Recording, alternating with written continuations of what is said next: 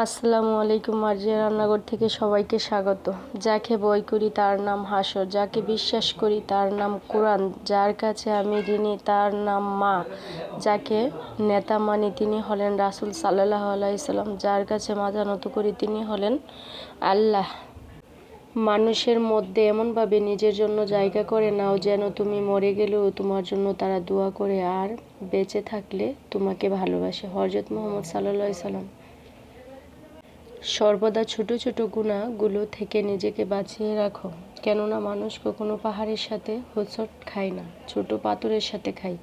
হযরত আলী রাদিয়াল্লাহু আনহু। ভাইরাসকে নয়, ভাইরাসের সৃষ্টিকর্তাকে ভয় করুন, ইনশাআল্লাহ তিনি রক্ষা করবেন।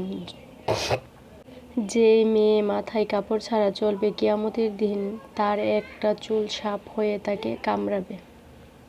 ভিডিওটি ভালো লাগলে আমার চ্যানেলটি সাবস্ক্রাইব করে আমার পাশে থাকুন। আল্লাহ হাফেজ।